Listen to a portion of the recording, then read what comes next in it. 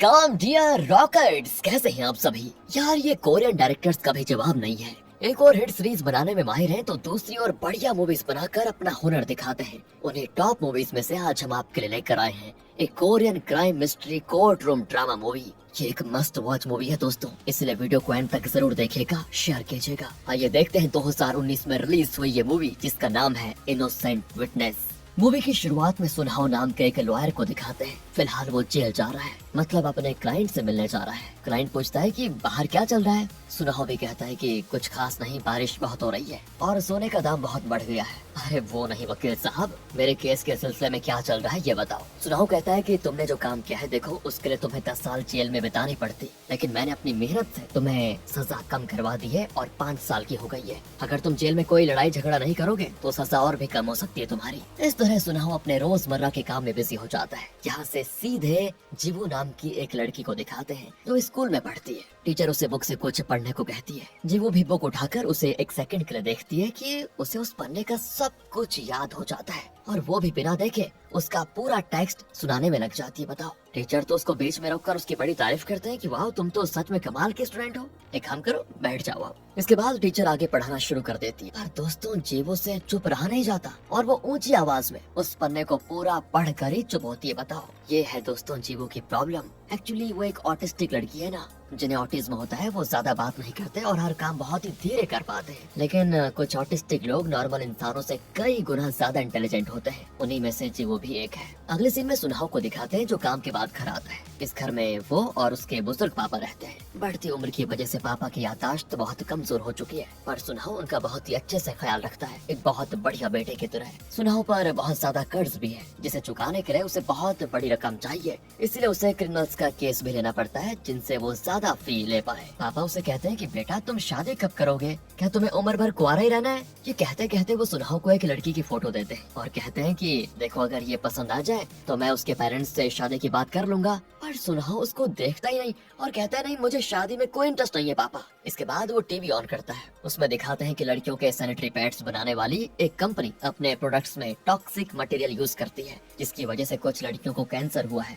और कुछ तो बेचारी मर चुकी है। इसी वजह से उस कंपनी के आगे लड़कियां प्रोटेस्ट कर रही होती है कि ये कंपनी बंद करो, इसके ओनर को अरेस्ट करो। उन्हें एक लड़की लीड कर रही होती है जिसका नाम है शनाया। असल में शनाया सुनहो की बहुत ही अच्छी दोस्त है और दोनों एक ही स्कूल में पढ़ते थे। सुनहो तो उसे पसंद भी करता था पर कभी कह नहीं पाया। पापा कहते हैं कि अरे इस लड़की को तो मैंने कहीं देखा है। सुनहो कहता है कि पापा ये आपके पिछले बर्थडे पे आई थी ना, याद नहीं है आपको, ये मेरी दोस्त है। पापा कहते हैं कि अच्छा अच्छा अब याद आ गया मुझे, हाँ अच्छा एक बात बता बेटा, ये लड़की कैसी रहेगी? तो हाँ कर देता है तो मैं इसके पेरेंट्स से बात कर लूंगा। पर सुनहाओ कहता है कि अरे पापा उसकी शादी भी हो चुकी है और उसकी एक बेटी भी है, पर जहाँ तक मैंने सुना है उसका डिवोर्स हो चुका है। पापा कहते हैं कि अरे ये तो अच्छी बात है, फिर क्या प्रॉब्लम है तुझे, हाँ कर देना। सुनहाओ को ये बात बड़ी अच्छी लगती है लेकिन पापा को बताना नहीं चाहता और अकड़ कर कहता है कि अरे आप चुप हो जाओ पापा, जब देखो बस शादी शादी लगे रहते हो। यहाँ से जीवो को दिखाते हैं जो अपने टैब पर कुछ देख रही होती है कि अचानक कोई तेज आवाज आती है एंड वो तुरंत खिड़की से बाहर देखती है तो सामने वाले मकान में एक बुजुर्ग आदमी मौत से लड़ रहा होता है। उसके मुंह पे प्लास्टिक कवर को कस के बांधा होता है और वो सांस नहीं ले पाता। ग्लास विंडो टूटा हुआ होता है। जीवो देखती है कि पीछे से एक औरत ने उसको पकड़ के रखा हुआ है और वो बुजुर्ग की जान लेने की कोशिश कर रही है। ये सब कुछ देखकर जीवो को बहुत अजीब सा फील होता है और उसे अजीब अजीब आवाजें भी सुनाई देती है। फिर वो कुछ देर चिल्लाकर अजीब सा वो भी बेहोश होकर गिर पड़ती है। उसके बाद आते हैं जीवो के पेरेंट्स, उसे तुरंत लेकर जाते हैं। अगले दिन सामने वाले उस घर में पुलिस आ जाती है क्योंकि उस बुजुर्ग की मौत हो चुकी थी। यहाँ सुनहाओ अपने लॉ फर्म में आता है जहाँ वो काम करता है वहीं पर। इनकी लॉ फर्म को उस सैनिटरी पैड कंपनी का केस मिला है जिसने अपने सैनिटरी पैड्स में वो टॉक्सिक मटेरियल्स यूज किए थे। अब गलती तो कंपनी की है लेकिन वो कंपनी खुद को बचाना चाहती है और उन्होंने इस लॉ फर्म को हायर किया है खुद को बचाने के लिए। सुनहाओ का बॉस जो खुद एक सीनियर लॉयर है वो एक मीटिंग बुलाता है जिसमें उस सैनिटरी पैड कंपनी का ओनर भी आया होता है। अब इस फर्म के लॉयर उसे ट्रेन करने लगते हैं कि कोर्ट में कैसे पेश आना है और प्रोसिक्यूशन के सवालों का किस तरह से जवाब देना होगा। अब बॉस तो ओनर को एग्जांपल भी देता है कि इस तरह पूछा जाएगा। वो कहता है कि सुनिए, आपकी कंपनी अपने सैनिटरी पैड्स में टॉक्सिक मटेरियल्स यूज करती है, इससे कई लड़कियों को कैंसर हुआ है, क्या ये सच है? पर ओनर कहता है कि देखो ये सब मुझे कैसे पता होगा। ये सुनकर तो सुनाओ हंस पड़ता है। उसके बाद बॉस ओनर को समझाता है कि देखिए अगर आपने कोर्ट में इस तरह जवाब दिया तो प्रोसिक्यूशन का काम बड़ा आसान हो जाएगा और आपको सजा मिलने से कोई रोक नहीं पाएगा। कोर्ट में आपको रिस्पॉन्सिबली जवाब देना होगा, रिस्पॉन्सिबली। फिर वो सुनाओ से पूछता है कि तुम क्यों हंस रहे थे उस समय? खैर तुम ये सोच लो कि मैंने तुम्हें इस कंपनी का केस दिया, तो तुम बताओ तुम इस कंपनी को और इसके ओनर को कैसे बचाओगे? सुनाओ कहता है कि अगर ये साबित भी हो जाए कि इनकी कंपनी के सैनिटरी पैड्स में टॉक्सिक मटेरियल्स है, तो भी कोई ये साबित नहीं कर सकता कि उस टॉक्सिक मटेरियल से कैंसर होता है। इसे साबित करने के लिए कोई रिसर्च नहीं की गई है, और अगर रिसर्च करनी भी हो तो उसमें कई साल लग जाएंगे। और जब तक वो साबित नहीं हो जाता तब तक ये भी साबित नहीं हो पाएगा कि इन्हीं के प्रोडक्ट से उन लड़कियों को कैंसर हुआ था। क्या क्या बात बोल दी इसने। बॉस तो इम्प्रेस हो जाता है और सुनाओ को अकेले में बुलाकर कहता है, मैं तुम्हारा काम करीब से देख रहा हूँ, तुम सच में बहुत ही काबिल लॉयर बन रहे हो, तो इसीलिए इस कंपनी में मैं तुम्हें एक सीनियर पोजीशन देना चाहता हूँ, और फिलहाल एक इम्पोर्टेंट केस हमारे हाथ लगा है जिसे तुम्हें हैंडल करना है। कहकर वो उस बुजुर्ग आदमी की मौत का केस उसे सौंपता है और बताता है कि ये देखो केस थोड़ा पेचीदा है, क्योंकि इस बुजुर्ग के घर के सामने वाले घर में एक ऑटिस्टिक लड़की रहती है, जिसने पुलिस को ये बयान दिया है कि उस बुजुर्ग को उस घर की हाउसकीपर ने मार डाला, और इस लड़की के बयान के आधार पर उस हाउसकीपर को अरेस्ट कर लिया गया है और शायद उसको सजा भी हो जाएगी। लेकिन सुनो मेरी बात, हमें कोर्ट में ये साबित करना है कि वो बच्ची ऑटिस्टिक है, जिसकी वजह से उसका बयान कोर्ट को स्वीकार नहीं करना चाहिए। उसके बाद दोस्तों इस केस को सुनाओ के हाथ में सौंपने के साथ साथ बॉस उसे एक बढ़िया कार भी देता है। बस अब सुनाओ ठान लेता है कि कुछ भी करके उस हाउसकीपर को बेगुनाह साबित करके ही रहूंगा। वह तो अगले सीन में वो जेल जाकर उस हाउसकीपर से मिलता है जिसका नाम है निकी। सुनाओ पूछता है कि देखो मैं आपका लॉयर हूँ और आपकी मदद करने के लिए आया हूँ, देखो जो कुछ भी हुआ सब एकदम क्लियरली मुझे बता दो, सिर्फ सच। अब निकी बताना शुरू करती है जिसे विजुअल में दिखाया जाता है। तो दोस्तों उस रात निकी नीचे काम कर रही थी और अचानक ऊपर के कमरे से उसे कुछ आवाजें आई। वो तुरंत ऊपर जाती है तो देखती है कि बुजुर्ग अपने मुंह में प्लास्टिक कवर बांध कर खुदकुशी करने की कोशिश कर रहा है। निकी उसे बचाने की बहुत कोशिश करती है, जिस दौरान विंडो का ग्लास टूट जाता है। और अब प्रेजेंट में निकी बताती है कि मैंने अपनी तरफ से पूरी कोशिश की थी, लेकिन उन्हें अकेले हैंडल करना मेरे लिए बहुत ही मुश्किल टास्क था। लाख कोशिश के बाद भी मैं उन्हें बचा नहीं पाई और उनकी सांस रुक गई। इस तरह हुई थी उनकी मौत। सुनाओ पूछता है कि क्या बुजुर्ग को दिमागी तौर पर कोई प्रॉब्लम थी या खुदकुशी करने का उनका कोई खास मोटिव था, बताओ। तब वो कहती है कि 2 साल पहले उनकी वाइफ चल बसी, तब से वो बहुत ही डिप्रेशन में थे और हमेशा कहते थे कि मैं अकेला हो चुका हूँ, मैं अकेला हो चुका हूँ, मेरी जिंदगी सूनी हो चुकी है। इस तरह उनके डायलॉग हमेशा रहते थे और ये बात मैं नहीं उस एरिया के सारे लोग जानते थे। देखो मैं सच कह रही हूँ, मैंने उनका कत्ल नहीं किया। सुनाओ दोस्तों वापस आ जाता है और जीवू ने जो बयान दिया था उसकी वीडियो देख रहा होता है। तो जीवू को देखते ही वो कंफ्यूज हो जाता है कि इस लड़की के बयान के आधार पर पुलिस ने निकी को अरेस्ट कैसे कर लिया। फिर वो उस एरिया में जाकर कुछ लोगों से पूछताछ करता है तो हर कोई निकी के बारे में अच्छा ही कहता है कि वो बहुत ही भली औरत है, उसने ये कत्ल बिल्कुल नहीं किया होगा। एक आदमी तो कहता है कि अरे आप चाहो तो मैं खुद कोर्ट में आकर उसके सपोर्ट में गवाही दे सकता हूँ। इसके बाद सुनाओ मरे हुए बुजुर्ग के बेटे से मिलता है और कहता है कि उस इलाके के लोगों का मानना है कि निकी ने आपके पिता का कत्ल बिल्कुल नहीं किया है। अब देखिए अगर आपकी भी यही राय है तो निकी की बेगुनाही साबित हो जाएगी।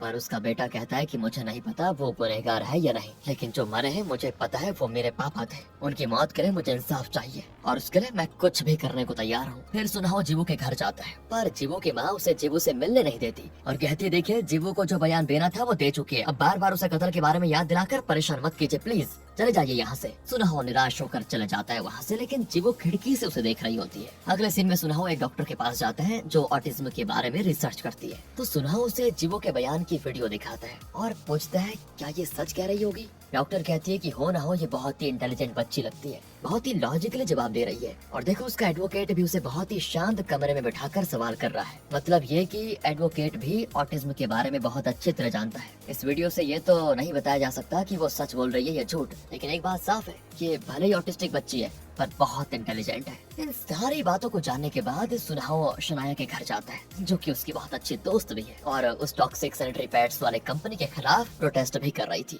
शनाया और उसकी बेटी के साथ सुनाओ थोड़ा वक्त बिताता है और डिनर के बाद सुनाओ और शनाया वहाँ पर टहल रहे होते हैं। तब शनाया बताती है देखो वो सैनिटरी पैड्स कंपनी लड़कियों की जान के साथ खिलवाड़ कर रही है। सुना है तुम्हारे लॉ फर्म को उनका केस मिला है, मतलब तुम उस बड़ी कंपनी की तरफ से लड़ोगे ना। देखो एक बात याद रखना, जीत हमेशा सच की होती है। इस पर सुनाओ झट से कह देता है कि अरे इस तरह तुम्हें प्रोटेस्ट करने से क्या मिलेगा बताओ। जो लड़कियां कैंसर से पीड़ित हुई हैं, जो मर चुकी हैं, उनके परिवार वालों को अच्छा खासा कंपनसेशन देने को कंपनी तैयार है। देखो उसे लेकर मामले को खत्म क्यों नहीं कर देती तुम। शनाया कहती है मतलब तुम मुझे एक दोस्त के नाते मिलने नहीं आए, बल्कि उस बड़ी कंपनी की तरफदारी करके मेरा मुंह और मेरी तरह प्रोटेस्ट करने वाली लड़कियों का मुंह बंद करने आए हो, राइट? देखो मैं तुमसे बात नहीं करना चाहती हूँ और आइंदा मुझे कभी नजर मत आना। इस तरह मुंह मोड़कर वो चली जाती है और ये सुनाओ उदास हो जाता है कि यार क्या किस्मत है मेरी। पर अब उसे शक है कि ओहो निक्की झूठ बोल रही थी, शायद उसी ने उस बुजुर्ग का कत्ल किया है जहाँ तक मुझे लगता है। और फिर अपना शक दूर करने के लिए वो फिर निक्की से मिलता है और पूछता है कि चाहे जो भी हो जाए मैं आपको निर्दोष साबित जरूर करूंगा, लेकिन आप मुझे सच सच बताइए क्या आपने उस बुजुर्ग का कत्ल किया था? वो कहती है कैसी बात कर रहे हो तुम, मैं बिल्कुल बेगुनाह हूँ, मैंने कत्ल नहीं किया। अच्छा तुमने कत्ल नहीं किया, चलो फिर एक लाई डिटेक्टर टेस्ट हो जाए। वो कहती है मैं अभी टेस्ट के लिए तैयार हूँ, जब मैंने कत्ल ही नहीं किया है तो मुझे क्या डर है। उसकी बातों से सुनाओ को यकीन हो जाता है कि ये सच कह रही है और शायद जीवो किसी कंफ्यूजन में थी और उसे ये लगा कि निक्की बुजुर्ग का कत्ल कर रही थी, इसीलिए उसने ऐसा बयान दिया कि निक्की ने ही बुजुर्ग का कत्ल किया। अब ये सारी बातें एनालिसिस करके सुनाओ खुद ब खुद फैसला कर लेता है कि ऑटिज्म तो दिमागी प्रॉब्लम है, मतलब जीवू की दिमागी हालत ठीक नहीं होगी, इसलिए उसका बयान कोर्ट में नहीं चलेगा। तो अब वो जीवू के मुंह से सच उगलवाने के लिए उसके स्कूल चला जाता है और बाहर मस्त वेट कर रहा होता है। तभी जीवू और उसकी फ्रेंड स्कूल से निकल रही होती है। उनके पीछे दोस्तों कुछ लड़कियां आती है और जीवू को चिढ़ाती भी है, क्योंकि वही वाली बात है जीवू दूसरे बच्चों से थोड़ी अलग है, उनकी तरह नहीं है। तभी सुनाओ जीवू की फ्रेंड के साथ चलने लगता है और कहता है कि देखो मैं एक लॉयर हूँ और जीवू से बात करना चाहता हूँ, कहकर वो उसे अपना कार्ड देता है। लेकिन जीवू का पूरा ध्यान सुनाओ के उस ब्लू टाइप पर होता है और वो अचानक से कहती है कि 267। सुनाओ कहते हैं 267 ये क्या नंबर है? तब वो कहती है कि आपके टाइप पर टोटल 267 डॉट्स है। ये सुनकर सुनाओ तो दंग रह जाता है कि एक ही सेकंड देखकर ये कैसे गिन लिया इसने। लेकिन फिर उसे लगता है कि शायद ये झूठ बोल रही है। वो जीवू से पूछ ही लेता है कि एक बात बताओ, उस रात तुमने जो कत्ल देखा था क्या तुम्हें सच में यकीन है कि वो निक्की ने किया था? और एक बात बताओ तुम इतने यकीन के साथ कैसे कह सकती हो? लेकिन ये क्या जीवू उसका जवाब ही नहीं देती और वहाँ बैठे बर्ड्स की आवाज निकालने लग जाती है। अचानक वहाँ पर एक कुत्ता आ जाता है और जोर से भौंकता है, लेकिन इसके बाद जीवू जल्दी से भाग जाती है। सुनाहो भी उसके पीछे पीछे भागता है और पूछता है कि देखो देखो तुमने मेरे सवाल का जवाब नहीं दिया। तो इस पर जीवू अपना फोन निकालती है और कहती है कि मेरी माँ ने कहा कि अनजान आदमियों से बात मत करना और मैं वही कर रही हूँ। उन्होंने ये भी कहा कि अगर कोई परेशान करे तो तुरंत पुलिस को कॉल कर देना, मैं पुलिस को ही कॉल करने जा रही हूँ। सुनाहो कहते हैं नहीं नहीं ऐसा मत करो, मैं कुछ नहीं पूछूंगा, सच कह रहा हूँ। और ये सुनने के बाद जीवू अपना मूड चेंज कर लेती है और चली जाती है वहाँ से। तब सुनाओ उसकी फ्रेंड से पूछता है वो मुझसे बात क्यों नहीं करना चाहती? वो कहती है क्योंकि आप अभी अभी उससे मिले हैं और एकदम मिलने के बाद ही उससे कत्ल, कोर्ट, बयान इनके बारे में बात करने लगे हैं, तो उसे अच्छा नहीं लगा। आप एक काम कीजिए, पहले उससे अपनी पहचान बढ़ाइए, वो बातें कीजिए जो उसे पसंद है, इसके बाद वो धीरे धीरे आपके साथ घुल मिल जाएगी, तब जाकर शायद वो आपके प्रश्नों का जवाब दे पाएगी। सुनाओ उससे पूछता है कि अच्छा तो बताओ उसे क्या क्या पसंद है और क्या पसंद नहीं है। उसे तो मैथ्स, पजल्स, रिडल्स ये सारी चीजें पसंद है। उसी तरह का कोई आप सवाल पूछोगे तब उसे आप में दिलचस्पी आएगी बात करने के लिए। सुनाओ भी समझ आता है कि अब क्या करना है। अगले सीन में कोर्ट रूम को दिखाते हैं जहां उस बुजुर्ग के कत्ल का केस चल रहा होता है। प्रोसिक्यूटर कहता है कि बुजुर्ग का कत्ल निक्की ने किया। अब सुनाओ डिफेंस लॉयर है और उसे साबित करना है कि निक्की कातिल नहीं है। सबसे पहले प्रोसिक्यूटर उस डॉक्टर से सवाल करता है जिसने बुजुर्ग का शव विश्लेषण किया था। वो पूछता है कि निक्की का कहना है कि उस रात बुजुर्ग ने प्लास्टिक कवर से अपना मुंह कस के बांध के रखा हुआ था। निक्की ने उन्हें बचाने की बड़ी कोशिश की, लेकिन वो प्लास्टिक कवर को निकाल नहीं पाई और बुजुर्ग की मौत हो गई। वैसे आपको क्या लगता है? डॉक्टर कहता है कि बुजुर्ग की उम्र 80 साल से कम नहीं थी, उसके मुकाबले तो निक्की बहुत ही स्ट्रांग है। वो चाहती तो बड़ी आसानी से बुजुर्ग के मुंह से वो प्लास्टिक कवर को फाड़ कर निकाल सकती थी। निक्की के बयान को सच मानना मुश्किल लगता है क्योंकि 80 के बुजुर्ग के पास इतनी ताकत नहीं हो सकती कि वो निक्की का मुकाबला करे और उसे प्लास्टिक कवर को निकालने से रोके। वेल, अब सुनाओ की बारी। वो डॉक्टर को एग्जामिन करता है और उसे एक बुक का रेफरेंस देते हुए बताता है कि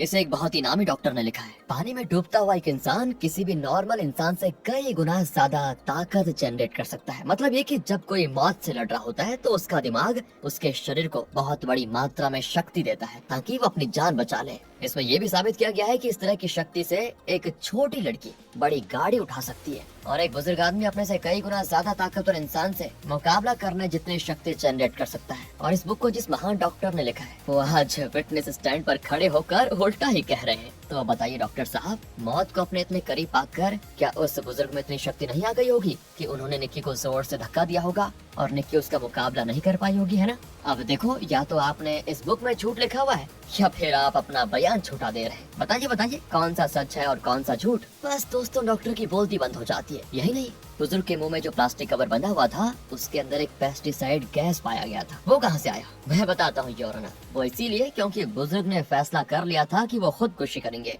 उसके बाद दोस्तों वो एक डिपार्टमेंटल स्टोर का फुटेज पेश करता है जिसमें बुजुर्ग पेस्टिसाइड को खरीद रहा है। इन सब के आधार पर तो ये साबित होता है कि निक्की ने बुजुर्ग का कत्ल नहीं किया बल्कि बुजुर्ग ने खुदकुशी की है। अब जज भी कह देंगे ठीक है, 2 हफ्ते के बाद अगली हियरिंग होगी। तब जो इस केस की विटनेस है वो कोर्ट में आकर अपना बयान देगी। उसके आधार पर ही हम फैसला कर पाएंगे। अब दोस्तों 2 हफ्ते के अंदर सुनाहो को जीवू को कोर्ट में ये कहने के लिए कन्विंस करना है कि निक्की ने कत्ल नहीं किया था। अगले दिनों फिर जीवू से मिलता है और उसे एक पजल गेम गिफ्ट करता है और कहता है सुनो, एक घर है जिसकी सारी दीवारें साउथ साइड फेस करती है, तो बताओ वो घर कहाँ होगा? जीवू कोई जवाब नहीं देती। इतने में कुत्ता भौंकता है तो वो कान बंद करके घर चले जाती है। तभी सुनाहो देखता है कि घर के पास पब्लिक प्रोसिक्यूटर खड़ा हुआ है। जीवू उससे बहुत अच्छे से बात कर रही होती है। असल में प्रोसिक्यूटर का भाई ऑटिस्टिक है और इसीलिए वो बखूबी जानता है कि ऑटिस्टिक लोगों से किस तरह पेश आना होता है। अब सुनाहो जीवू की माँ से पूछता है कि मुझे बस 2 मिनट आपकी बेटी से बात करने दीजिए, लेकिन वो साफ मना कर देती है। सुनाहो तो सीधे प्रोसिक्यूटर से पूछने लगता है कि सारे एविडेंस तो यही कह रहे हैं कि निक्की ने कत्ल नहीं किया,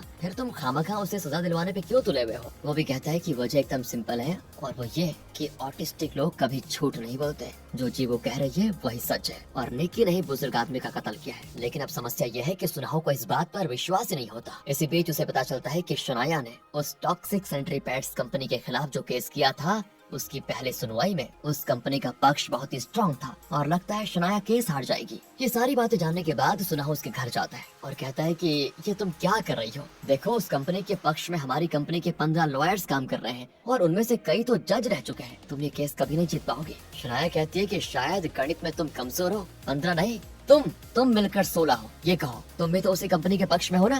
देखो मुझे अपने हाल पे छोड़ दो और दफा हो जाओ यहाँ से। सुनाहो बेचारा फिर उदास होकर घर आ जाता है। वो अपने कुछ पुराने फोटोज को देखता है जिससे पता चलता है कि कभी सुनाहो भी शनाया के साथ मिलकर इस तरह के कॉर्पोरेट्स के खिलाफ प्रोटेस्ट किया करता था, आम लोगों के लिए लड़ता था। लेकिन अब खुद गर्ज हो गया है ना। आदमी वैसे बुरा नहीं है लेकिन उसके पास ये सब करने के अलावा कोई रास्ता नहीं बचा क्योंकि उसे अपना उधार जो चुकाना है और अपने पापा की अच्छे से देखभाल भी करनी है। वो ये दोस्तों घर घर की समस्या। अगले सीन में सुनाहो अपने बॉस की एक पार्टी में होता है जहाँ बहुत ही अमीर लोग आए होते हैं। महंगी शराब, दमदार डिनर, सब कुछ बढ़िया तरीके से होता है। अब बॉस सुनाहो को बताता है कि पता है ना वो बुजुर्ग जिसका कत्ल का केस तुम देख रहे हो, उसका बेटा मेरा दोस्त है। उसकी कंपनी है जिसमें कुछ लीगल इश्यूज है, तो उसने मुझसे रिक्वेस्ट किया है कि मैं उसे लीगल सपोर्ट दूं। अब मैं चाहता हूँ कि तुम उसकी मदद करो, फिर तुम उसकी कंपनी के लीगल एडवाइजर बन जाओगे और बहुत बड़ी रकम सैलरी के तौर पर तुम्हें मिलेगी। ये सुनने के बाद सुनाहो बड़ा खुश हो जाता है कि वाह भाई मजे आ गए। खुशी के मारे वो बहुत ज्यादा शराब पी लेता है। फिर नशे में घर आकर पापा से कहता है कि पापा अब हमारी सारी मुश्किलें दूर हो जाएंगी, मैं एक बहुत बड़ी कंपनी का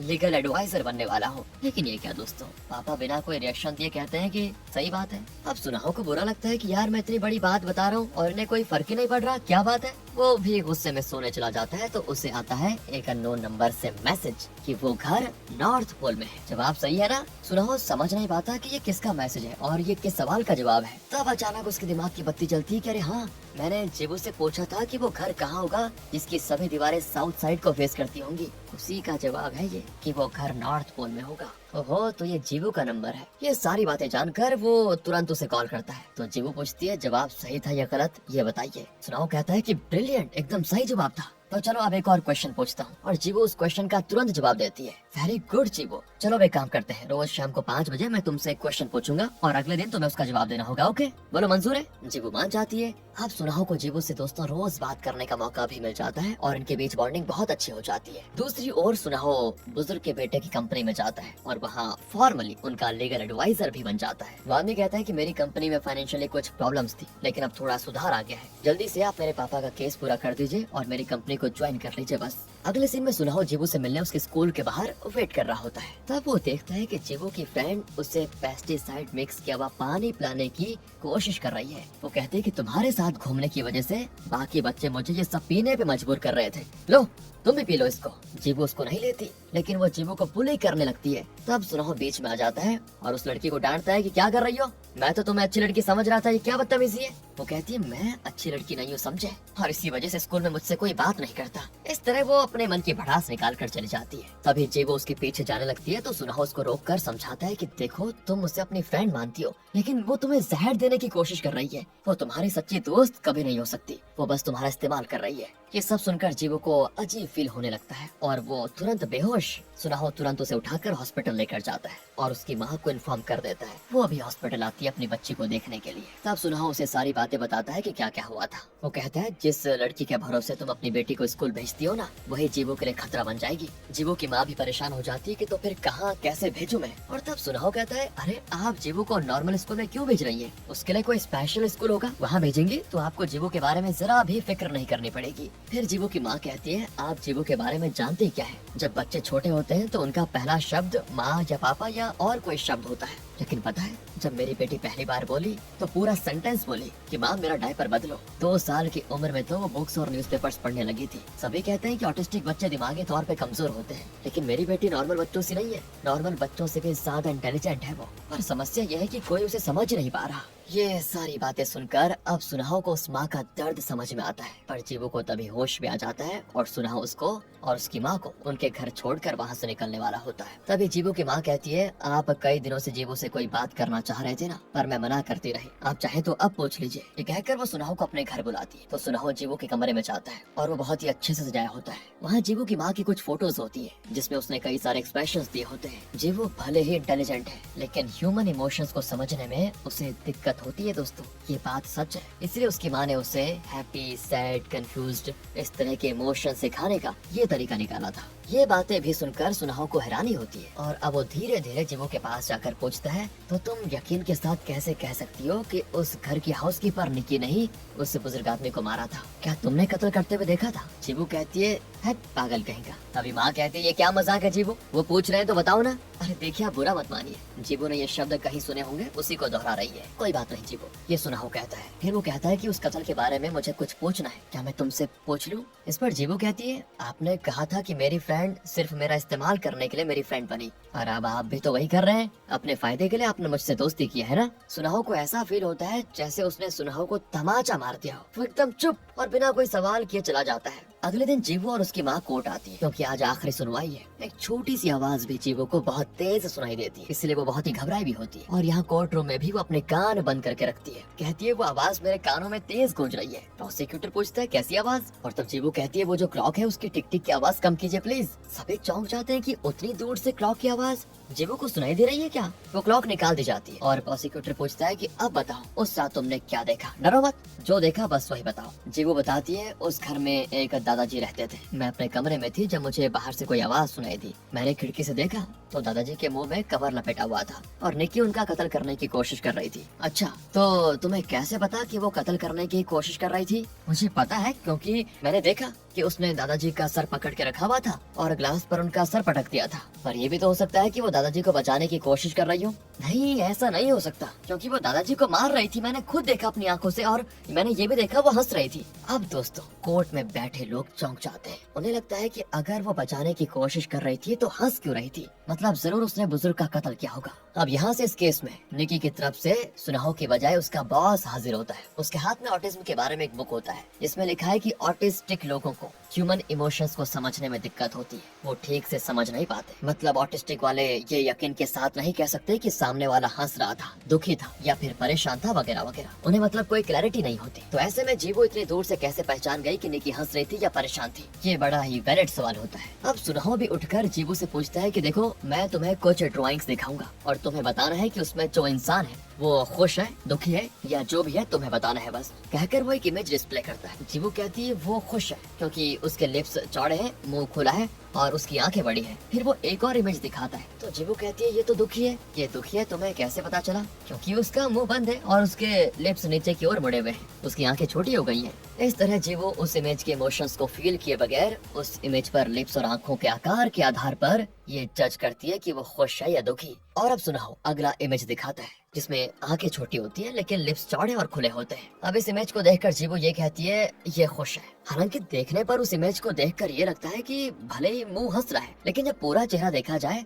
तो पता चलता है कि ये जरूर दुखी है। अब सुनाओ कोर्ट को बताता है कि देखा योर ऑनर, यहाँ सबको ये साफ पता चल चुका होगा कि ये इंसान दुखी है, लेकिन जीवू कहती है कि इसके ओंठ हंस रहे हैं और इसीलिए ये खुश है। जीवू का कहना है जीवू ने अपनी खिड़की से कुछ दूर पर उस घर में चल रहे स्ट्रगल को देखा होगा, जिसमें निकी उस बुजुर्ग को बचाने की कोशिश कर रही थी और शायद वो परेशान भी थी। उसका चेहरा देखकर जीवू को लगा कि वो हंस रही है, लेकिन शायद वो हंस नहीं रही थी, बल्कि जीवू को ऐसा लगा था कि वो हंस रही थी। और तो और जब नॉर्मल इंसान इतनी दूर से किसी को देखकर पता नहीं लगा सकते कि वो खुश है या दुखी, तो इस तरह की मेंटल प्रॉब्लम्स वाली लड़की कैसे जान सकती है कि वो आदमी दुखी था या फिर हंस रहा था। सबके सामने सुनाओ जीवू के लिए मेंटल शब्द का इस्तेमाल कर देता है। हालांकि आर्गुमेंट के बाहों में आकर गलती से उसके मुंह से ये शब्द निकला था, जिसे सोचकर सुनाओ बाद में पछताता भी है। लेकिन अब वो ये वाली बात है ना, तीर एक बार निकल गया तो वापस नहीं आता, जो कह दिया वापस नहीं आ सकता। सुनाओ का ये वाक्य सुनकर कोर्ट में चुप्पी छा जाती है। बिल्कुल जीवू और उसकी माँ बहुत दुखी होती है। जज अपना फैसला सुनाने के लिए अगले हफ्ते की तारीख दे देते हैं।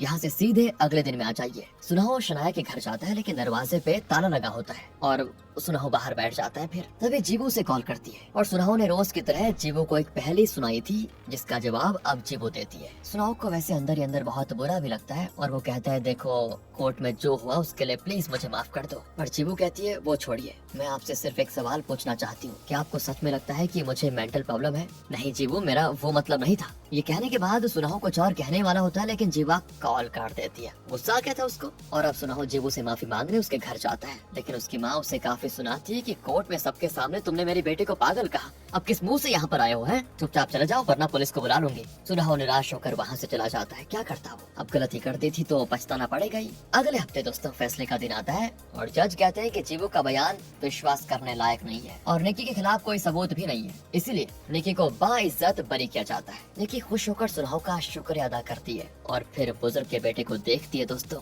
वो निकी को देखकर हंसता है और बदले में निक्की भी हंसती है। क्या मैटर हो गया। और अब यहाँ सुनाओ को सब कुछ समझ में आने लग जाता है। वो निक्की को लेकर कोर्ट से बाहर निकलता है और कहता है कि प्रोसिक्यूटर इस केस को ऊपर के कोर्ट में अपील करने वाला है, इसलिए आपको फिर कोर्ट में आना पड़ सकता है। इस पर वो कहती है धत पागल कहीं का। ओह ये देखो ये रहा ट्विस्ट, अभी सुनो आपने, धत पागल कहीं का। और सुनाओ को याद आ जाता है कि उस दिन सुनाओ के सवाल का जीवू ने यही जवाब दिया था। और तो और निक्की कहती है मुझे अपने बेटे को देखने जाना है? आपका बेटा भी है? आपने कभी बताया नहीं। नहीं वो मेरा असली बेटा नहीं है, लेकिन बेटे जैसा है। उसकी तबीयत बहुत ही खराब है, मुझे उसकी देखभाल करनी पड़ती है। ये कहकर वो चली जाती है। और अब जाकर दोस्तों सुनाओ को निक्की पर शक हो जाता है और वो उस आदमी से मिलता है जिसने सुनाओ को ये बताया था कि निक्की बहुत भली औरत है, वो किसी का कत्ल कभी नहीं कर सकती। सुनाओ पूछती है निक्की का कोई बेटा है क्या? वो कहता है हाँ है तो एक बेटा, पर बहुत ही बीमार है और इलाज बहुत ही महंगा है, इसलिए बेचारी उसका इलाज करवा नहीं पाई थी। अब दोस्तों सुनाओ मरे हुए बुजुर्ग के बारे में पूछताछ दोबारा शुरू करता है तो पता चलता है वो बहुत ही रहमदिल इंसान था। उसने अपनी पूरी प्रॉपर्टी अनाथालय और एनजीओ के नाम करने की सोची थी, लेकिन उससे पहले उसकी मौत हो गई। तब जाकर सुनाओ इस केस के डॉट्स को कनेक्ट करने लग जाता है। वो समझ जाता है कि क्या सच है। बुजुर्ग अपनी सारी प्रॉपर्टी डोनेट करने जा रहा था, लेकिन उसके बेटे की कंपनी में फाइनेंशियल प्रॉब्लम्स थी। जाहिर है कि बेटे ने प्लान बनाया होगा कि अगर पापा का खात्मा हो जाए तो उनकी प्रॉपर्टी जो अनाथालय को जाने वाली थी वो उसे मिल जाएगी और उसकी कंपनी की फाइनेंशियल प्रॉब्लम्स सॉल्व हो जाएंगी। इसी इरादे से उसने अपने पापा की देखभाल करने के लिए निकी को हायर किया था। उसने निकी को प्रॉमिस किया था कि अगर वो बुजुर्ग का काम तमाम कर देगी तो वो निकी को उसके बेटे के इलाज के लिए बड़ी रकम देगा। और फिर अपने बेटे को बचाने के लिए ही निकी ने बुजुर्ग आदमी का कत्ल कर दिया। मतलब जो कुछ भी जीवू ने कहा था 100% सच था। इसी बीच निकी सीधे जीवू के स्कूल जाती और उसे धमकाती है कि सुनो अगर तुमने अगली सुनवाई में कोर्ट में ये कहा कि मैं हंस रही थी और मैंने उस बूढ़े का कत्ल किया तो याद रखना तुम्हारा गला घोंट कर मार डालूंगी तुम्हें। दूसरी ओर सुनाओ शनाया से बात करने की लाख कोशिश करता है, लेकिन वो कॉल नहीं उठाती और फिर आखिर में कॉल अटेंड करके कहती है तुम जैसे बेकाब आदमी से मुझे बात करनी नहीं, मैंने 100 बार बोला है और फिर कह रही हूँ। कहने के बाद वो कॉल काट देती है। सुनाओ टूट जाता है और मन ही मन बहुत ही गिल्टी फील करता है। तब सुनाओ को कॉल आता है कि जीवो हॉस्पिटल में है, क्योंकि दोस्तों निकी ने उसको धमकाया था तो उससे डरकर जीवो बेहोश हो गई थी। सुनाओ उसको देखने के लिए हॉस्पिटल जाता है। बहुत पछताता है कि एक कातिल को उसने रिहा करवा दिया और इस बच्चे को पागल बताया जो कि असल में बहुत ही इंटेलिजेंट है। पर जो गलती हो गई सो हो गई, लेकिन उसको सुधारा भी तो जा सकता है। यही सोचकर सुनाओ उस पब्लिक प्रोसिक्यूटर को कॉल करके कुछ बताता है और प्रोसिक्यूटर जीवो की माँ से मिलता है। कहता है मैंने ऊपरी कोर्ट में अपील की है, सिर्फ एक और बार जीवो को कोर्ट हटाकर अपना बयान देना होगा। पर माँ इस बार बहुत ही गुस्से में है, वो साफ इनकार कर देती कि नहीं, बहुत हो गया, मेरी बेटी के माथे पे पागल का लेबल चिपका दिया है लोगों ने। अब दोबारा से वो सारी बातें कहने की ना उसमें शक्ति बची है और ना मुझ में। जाइए आप यहाँ से, अपील करने की कोई जरूरत ही नहीं है। जी वो बेचारी अपने कमरे में ये सारी बातें सुन रही होती है और तब वो बाहर आकर कहती है कि माँ मैं बड़ी होकर लॉयर बनना चाहती हूँ, लेकिन मैं ऑटिस्टिक हूँ ना तो लॉयर नहीं बन सकती, पर मैं कोर्ट तो जरूर जाऊंगी, क्योंकि लॉयर ना सही मैं एक अच्छी विटनेस तो जरूर बनना चाहूंगी। प्रोसिक्यूटर जाकर सुनाओ की शर्ट पकड़ लेता है कि ये तुमने क्या कर दिया। सुनाओ कहता है कि प्लीज मेरी गलती माफ कर दो मुझे, अगली हियरिंग में देख लेना, मैं सच का साथ दूंगा। चलिए दोस्तों, स्वागत है आपका कोर्ट रूम में फाइनल डिसीजन के दिन। सुनाओ एक रुमाल निकालता है जिसमें बहुत सारे डॉट्स होते हैं। वो कहता है कि मैंने कोर्ट आते वक्त इस रुमाल को खरीदा था। तो वो जीवू को 1-2 सेकंड के लिए रुमाल दिखाता है और पूछता है कि इस रुमाल में कितने डॉट्स हैं। जीवू कहती है 196 डॉट्स। जज पूछता है कि किस तरह का सवाल कर रहे हो ये। तब सुनाओ कहता है कि मैं ये साबित करना चाहता हूँ कि जीवू किसी भी चीज को कितनी बारीकी से देखती है और वो भी पलक झपकाने की तेजी से। अब सुनाओ के रवैये को देखकर उसके बॉस को लगता है कि ये कर क्या रहा है, ये तो आज जीवू को सपोर्ट कर रहा है। तो उसका बॉस उसे इशारा करता है कि क्या कर रहे हो मूर्ख, तुम 1 मिनट यहाँ जाओ, मुझे तुमसे कुछ बात करनी है। सुनाओ कहता है कि रुकिए सर, सवाल अभी बाकी है। फिर वो जीवू के पास जाकर कहता है कि तुम्हें पजल्स पसंद है ना, तो अब मैं जो पूछूंगा वो भी एक पजल होगा जिसका तुम्हें जवाब देना होगा। वो कहती है ठीक है। फिर वो दूर बैठे एक आदमी से कहता है कि सर आप बहुत धीमी आवाज में बताइए आप कौन है और कहाँ काम करते हैं। वो भी बहुत धीमी आवाज में अपनी डिटेल्स बताता है, जो कि उसके पास बैठे लोग तक नहीं सुन पाते। लेकिन यहाँ बैठी जीवू साफ साफ बता देती है कि उसने क्या कहा। सभी एकदम हैरान। और अब सुनाओ एक बुक निकाल कर दिखाता है और कहता है कि इस केस की पहली सुनवाई में मेरे सीनियर लॉयर ने जो बुक रेफर किया था ये वही बुक है। इसी में लिखा है कि कुछ ऑटिस्टिक लोगों के सुनने की क्षमता बहुत तेज होती है। कहीं दूर कोई तितली पर फड़फड़ाए तो उसकी आवाज उन्हें इतनी तेज सुनाई पड़ती है जैसे कि बादल गरज रहे हो। इतनी सेंसिटिव होती है इनकी सुनने की क्षमता। और इस पर तो बॉस का दिमाग फिर जाता है। वो फिर उठकर सुनाओ को अपने पास बुलाता है, पर सुनाओ कहता है कि 1 मिनट सर, अभी मेरा सवाल पूरा नहीं हुआ है, रुकिए जरा। सुनाओ दोबारा अपने सवाल पे आता है और कहता है तुम्हें उस घर से निकी की सारी बातें सुनाई दी थी है ना। वो कहती है हाँ मुझे सब साफ सुनाई दिया था, उसने टोटल में 52 शब्द कहे थे। अच्छा तो बताओ क्या शब्द थे उसके। जीवू शुरू से लेकर अंत तक सब कुछ बताती है कि उस रात निकी ने क्या कहा था। सत पागल कहीं का, सोचा था बूढ़ा है जल्दी मर जाएगा, पर ये तो मरता ही नहीं, मर जा बूढ़े मर जा। इस तरह के दोस्तों और भी कुछ बातें वो बताती है और उन शब्दों का टोटल ठीक 52 होता है। सुनाओ कहता है इतना ही नहीं, जीवू उन ऑटिस्टिक लोगों में से है जिनकी फोटोग्राफिक मेमोरी बहुत तेज है, जो देखते हैं वो उनके जहन में एकदम क्लियर रहता है। इसीलिए जब मैंने उस रुमाल को 1 सेकंड के लिए दिखाया तो वो बता पाई थी कि उसमें 196 डॉट्स है। इसीलिए मैं दावे के साथ कह सकता हूँ कि जीवू ने उस कत्ल का जो दृश्य देखा था वो सच था और उसका हर शब्द सच है। अब तो बॉस सुनाओ को मारने के लिए आ जाता है कि ये कर क्या रहा है, कंपनी का नाम डुबाएगा क्या। पर जज उसको बाहर ले जाने को कह देते हैं। सुनाओ कहता है कि पिछली सुनवाई में मैंने कहा था कि जीवू को मेंटल प्रॉब्लम्स है, लेकिन सच तो यह है कि वो हम सबसे कई गुना ज्यादा इंटेलिजेंट है। वो ना सिर्फ एक इनोसेंट विटनेस है बल्कि आज तक जो विटनेस रह चुके हैं उनमें बेस्ट विटनेस है जीवू। अब सुनाओ निकी से पूछता है कि अच्छा आप सच सच बताइए कि आपने बुजुर्ग का कत्ल करने का क्यों सोचा, और सोचा भी तो आपको किसने कहा। सच बताएंगे तो शायद आपको कम सजा मिलेगी, वरना आपको देखो कोई नहीं बचा पाएगा। इस पर निकी रोते हुए कबूल कर लेती है कि हाँ मैंने ही कत्ल किया था और बुजुर्ग के बेटे के कहने पर ही मैंने कत्ल किया था। फिर क्या था दोस्तों, बुजुर्ग के बेटे को अरेस्ट कर लिया जाता है और ये केस भी अब खत्म हो जाता है। बुजुर्ग के बेटे और निकी दोनों को सजा मिलती है और जीवू आज बहुत खुश होकर कोर्ट रूम से बाहर निकलती है। कुछ दिन बीत जाते हैं और जीवू का बर्थडे आता है। सुनाओ उसे पजल बुक्स गिफ्ट करता है और कहता है इसके बाद पता नहीं तुमसे मुलाकात होगी भी या नहीं, खैर मैं चलता हूँ and happy birthday to you. कहकर सुनाओ बाहर निकल रहा होता है कि जीवू से कॉल करती है। सुनाओ कहता है क्या हुआ। वो कहती है 5 बज चुके हैं, आपके क्वेश्चन पूछने का टाइम है तो पूछिए ना। यहाँ सुनाओ थोड़ा इमोशनल हो जाता है दोस्तों। वो कहती मैंने एक दिन कहा था ना कि आप अपने मतलब के लिए मुझसे दोस्ती कर रहे हैं, पर अब मुझे विश्वास हो गया है कि ऐसा नहीं है, आप बहुत अच्छे हैं। कहकर वो सुनाओ के पास भागी चली आती है और लिपट जाती है उससे। पर सुनाओ तो शनाया से मिलने जाता है और बताता है कि देखो शनाया, अब मुझे उस लॉ फर्म से निकाल कर बाहर कर दिया गया है। वैसे मैं भी यही चाहता था, अब मैं एक आजाद लॉयर हूँ और तुम जिस टॉक्सिक सैनिटरी पैड्स बनाने वाली कंपनी के खिलाफ लड़ रही हो ना, उस केस में अब मैं तुम्हारे साथ हूँ। अब देखो हम दोनों पहले की तरह आम लोगों के लिए काम करेंगे और तुम मुझे सच बताओ तो बहुत अच्छी लगती हो। अगर मेरा ये बेकार सा थोबड़ा तुम्हें जरा भी अच्छा लगता है ना तो शादी कर ले क्या। शनाया हंस देती है और कहती है हाँ ये बेकार सा थोबड़ा मुझे पसंद है। बस दोस्तों यहाँ से सुनाओ और शनाया की लाइफ सेट हो जाती है और अब वो आम लोगों के साथ मिलकर काम करेंगे, उन्हें न्याय दिलाने की कोशिश करेंगे। और इसी के साथ इनोसेंट विटनेस नाम की ये मूवी यहाँ पर खत्म होती है। बाकी दोस्तों अगर आपको मजा आया हो, सुनने में अच्छा लगा हो, स्टोरी बढ़िया लगी हो, एक्सप्लेनेशन अच्छा लगा हो तो लाइक कीजिए, चैनल को सब्सक्राइब भी कर दीजिए यार। एंड फाइनली ध्यान रखिएगा अपना। Thanks for watching.